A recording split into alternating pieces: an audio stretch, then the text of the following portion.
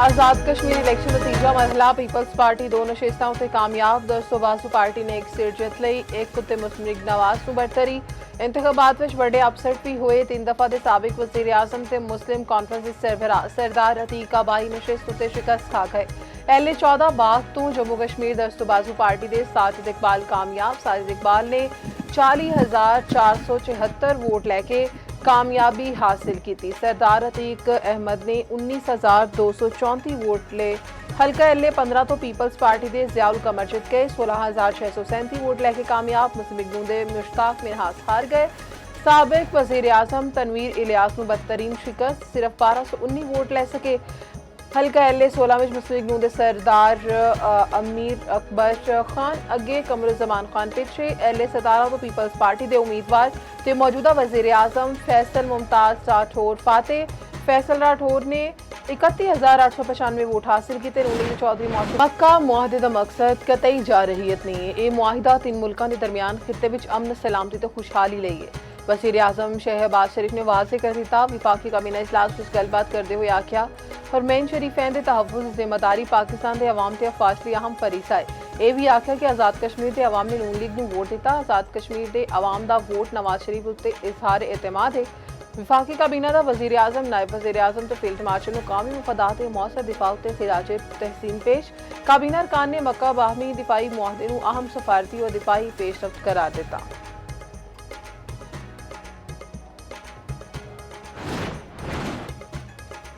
मक्का दिफाई मुआहिदा Tehran ली कोई खतरा नहीं। तर्जुमान ईरानी वज़ारत ख़ारजा इस्माइल बाकाई ने आख्या कि पाकिस्तान सऊदी अरब ते तुर्किया दे नाल ईरान दे गहरे ताल्लुकात ने खलीजी ममालिक अमरीका नूं अपनी सरजमीन इस्तेमाल ना करन देन। आबने हुरमुज़ ना खुलन की वजह अमरीकी मुदाखलत है। ओमान दे नाल मुआहिदा आबने हुरमुज़ की वजह जहाजरानी ते तहफ़्फ़ुज़ ज़ामिन नहीं। सिफारतकारी विच नाकामी उत्ते अमरीका पाबंदियों का सहारा लैंदा है। ईरान फसूदा हरबे नाल घुटने नहीं टेकेगा। तर्जुमान ईरानी स्पीकर बाकिर कालीबाफ ते वज़ीर खारिजा अब्बास अराग़ची ने दौरे पाकिस्तान की दावत मिलन की तस्दीक। इधर अमरीकी सेंट्रकॉम हुकाम का कहना है कि आबने हुरमुज़ विच 24 घंटे में 55 तजारती जहाज़ों को मुड़न उत्ते मजबूर किया। 2 जहाज़ों को नकारा बनाया, 2 उत्ते चढ़ के तलाशी ली गई।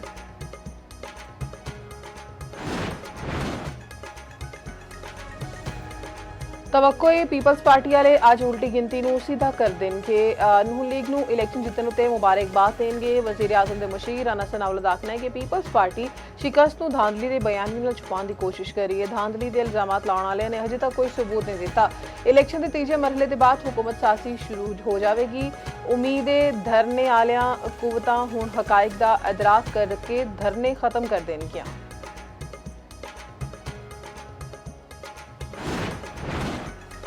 पीपल्स पार्टी का फिर नून लीग उत्ते आज़ाद कश्मीर इंतखाबात में धांधली का इल्जाम। पंजाब हुकूमत ने निशाने उत्ते ले लिया। सैनेटर परवेज़ शाह खान ने चैलेंज दिता जितन वाले लीगी उम्मीदवार अपने हल्के में जाकर जश्न भी नहीं मना सकणगे। असीं तुहाडे इत्तेहादियां गुलाम नहीं।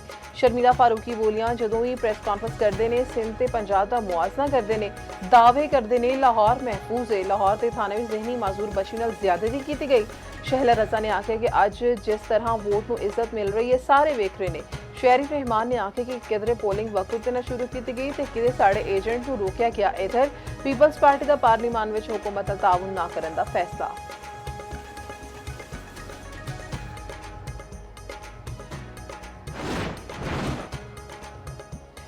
हारे हुए लोग पंजाब उत्ते गुस्सा कढ़ना चाहते हैं। उफ अल्लाह पंजाब की कारकरदगी ते तनकीद करने वाली 3 औरतों को भेजना पिया।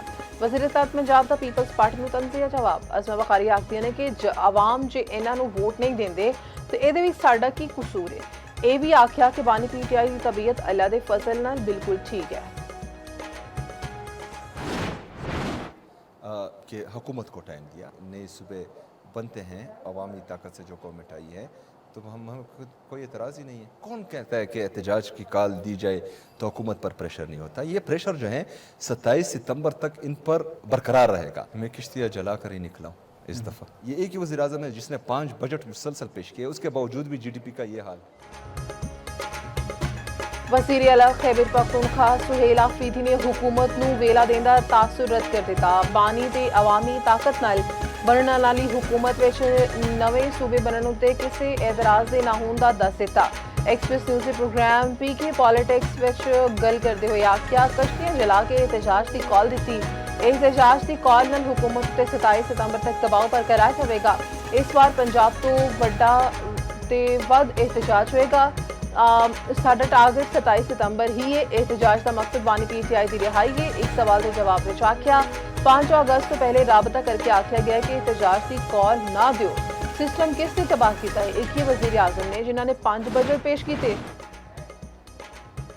कराची के नौजवान ताजिर मीर रज़ा के कत्ल केस की तहकीकात जारी। पुलिस ने मशकूक गेस्ट हाउस को सील कर दिता। 6 मुलाजमीन को हिरासत विच लैके तफ्तीश विच शामिल कर लिया गया। कार विच आने वाले 4 अफराद भी जेर हिरासत। मजमूई तौर पर 19 अफराद शामिल है तफ्तीश। गेस्ट हाउस की मलकीयत दस्तावेजात सामने आ गई। पुलिस तस्दीक विच मौजूद किरायानामा भी सामने आ गया। गेस्ट हाउस लियाकत नामी शख्स के नाम उत्ते ताहिरा सुल्ताना नामी खातून की मलकीयत है। मीर रज़ा की इस मौत की वजूहात जानने लई नवी तहकीकाती कमेटी का पहला इजलास। 5 घंटे जारी रहने वाले इजलास विच केस की तफ्तीश उत्ते ब्रीफिंग। सिंध हुकूमत तो कोई उम्मीद नहीं है। मीर रज़ा दे वालिद ते वकील जफरान नासिर ने आख्या कि पुलिस अफसरान अपना काम करन। मीर रज़ा दे वालिद कहते हैं कि कमेटी इजलास विच जो कुछ पुछया गया दसिता जे ये सब कुछ पहले हो जाता ते कवर कुशाई की जरूरत ही ना पैंदी। IG सिंध जावेद आलम उर्दू का कहना है कि मीर रज़ा केस विच मिसकम्युनिकेशन का मसला सामने आया। इधर मीर रज़ा दे अहले खाना के तहफुजात ते सिंध हुकूमत का जुडिशल कमीशन मौखर करने का ऐलान। अमरीकी सदर दा ईरान दे नाल मुज़ाकरात दे बाद लाहे अमल दसन तो गुरेज। आख्या अमरीका ईरान के खिलाफ कार्रवाई तेज कर सकता है। अब अमरीका अपने हुर्मुज़ को कंट्रोल करे। अमरीकी सदर ट्रंप ने ईरान तो मुआवजे का मुतालबा कर दिता। मुआवजे की अदायगी मुज़ाकरात का अहम मामला बनाने की हिदायत। सोशल मीडिया बयान में आख्या कि ईरान मुआवजे की अदायगी का मामला मुज़ाकरात में जेर बहस नहीं आया। ईरान को गुज़श्ता 5 माह में मरण वाले 52,000 अफराद खानदानों को मुआवजा देना होगा।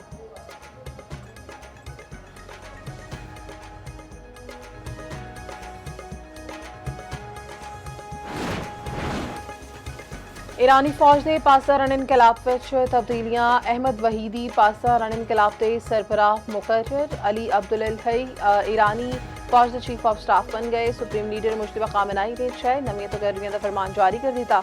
ईरानी मीडिया के मुताबिक क्यूमरस हैदरी ईरानी फौज के डिप्टी चीफ ऑफ स्टाफ मुकर्रर।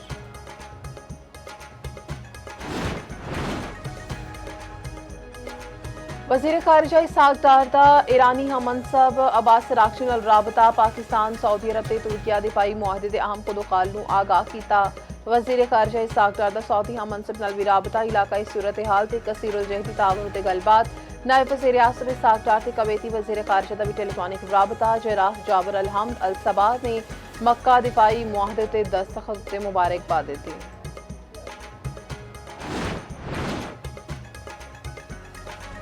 इजरायली ग्रेटर इसराइल का ख्वाब पूरा करना चाहता है। पाकिस्तान तुर्की ते सऊदी अरब दिफाई मुआहदे नाल ये मुमकिन नहीं। साबिक वज़ीर ख़ारिजा खुर्शीद महमूद कसूरी दी XBC news program run down with Shumaila Niaz नाल गलबात। आख्या कि दिफाई मुआहिदा ईरान के खिलाफ होने दियां गल्लां क्या सराइयां। बानी PTI ते बुशरा बीबी नूं कैदी तनहाई विच रखण दा केस। बानी दे वकील ने इस्लामाबाद हाई कोर्ट विच तहरीरी दलाइल जमा करवा दिते। बैरिस्टर सलमान सफदर ने सुपरिटेंडेंट जेल की रिपोर्ट नूं हकायक के मुनाफी करार दिता। अदालती मुआवन लोकल कमीशन या फ्रेंड ऑफ द कोर्ट मुकर्रर करने की इस्तदा। जेल रूल्स के मुताबिक कानूनी टीम नूं मुलाकात की इजाजत देने का भी मुतालबा।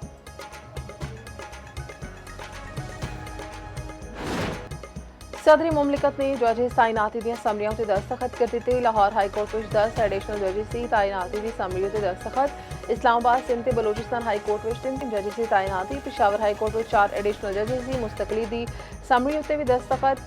सुप्रीम कोर्ट के जजेस की तनख्वाहां अलाउंसेस ते पेंशन नूं विफाकी आईनी अदालत दे मुसावी करने दी समरी उत्ते भी दस्तखत।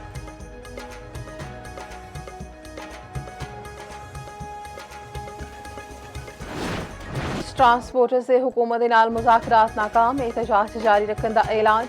सदर ऑल पाकिस्तान गुड्स ट्रांसपोर्ट इत्तेहाद मलिक शहजादा वांदाक ने कि जदों तक साढ़े मुतालिबात तस्लीम नहीं होंदे एहतजाज खत्म नहीं होएगा।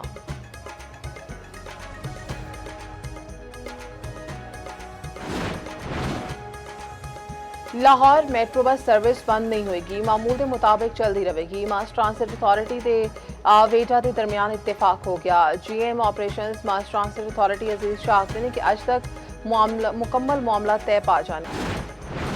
पंजाब में आइंदा वरे भी बसंत मनाने का फैसला महकमे दाखिला ते जिली हुकूमत ने लाया अमल तय कर लिया। सराय के मुताबिक बसंत जनवरी के आखिरी हफ्ते में मनाने का फैसला हतमी तारीख का ऐलान पंजाब हुकूमत की मंजूरी उत्ते किया जाएगा।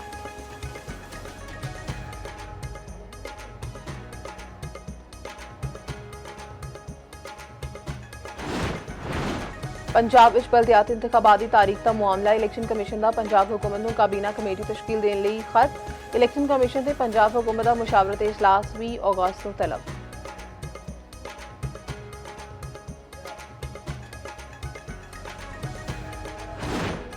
अंबिया जलजले नाल हिल उठिया 7.4 शिदत दे जलजले नाल मुतादिद इमारतां डिग गईयां।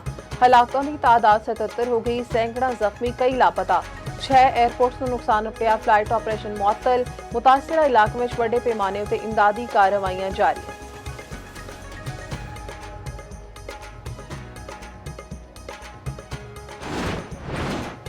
पाक इंग्लैंड टेस्ट सीरीज की तैयारियां कौमी टीम की इंग्लैंड विच प्रैक्टिस 4 रोज़ा प्रैक्टिस मैच बुध को खेड़ा जाएगा। 3 मैचों की सीरीज का पहला मैच 19 अगस्त को शेड्यूल।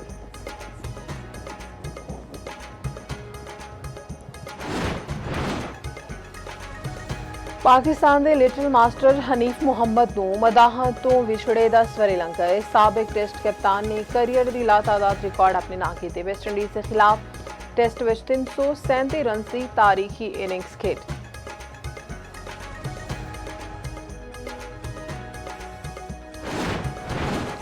फुटबॉल की आलमी कयादत विच इख्तिलाफात खुल के सामने आ गए। AFC यूएफा ने कॉन्काकॉफ ने फीफा कयादत के खिलाफ मुहाज खोल दिता।